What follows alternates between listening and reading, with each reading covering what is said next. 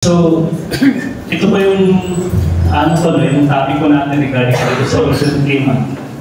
Kung babalikan po natin yung history, hindi naman nagkaroon ng matinding epekto sa ating pagbabago ng klima nung unang lugto ng Industrial Revolution ng coal. Okay? So ngayon, nag-pipe up siya yung pagkagamit ng fossil fuel at coal, and then hina-harvest na natin ngayon yung epekto. Ang pinupush natin ngayon is yung transition sa renewable. Ang problema ko, ano yung papalit dito?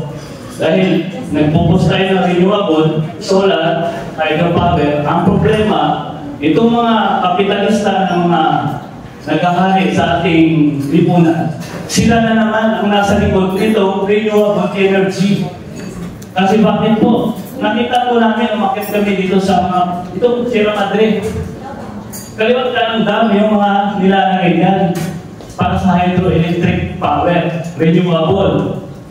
Pero ang mga nagpipinans ang nasa likod niyan, ito na namang mga kapitalista.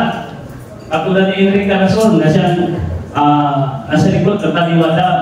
Itong Apunan Dam, dito sa Pakil, kung saan napakatarik niyan. Lalagyan ang dam doon sa taas.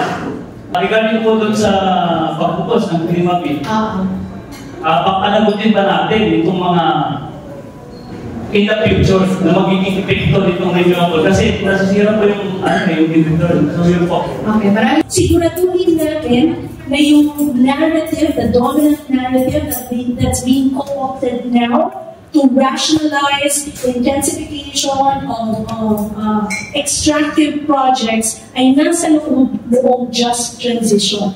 Na hindi natin binabaling yung issue ngayon, no? Na baka mamaya nililipat lang natin sa panibagong issue na naman.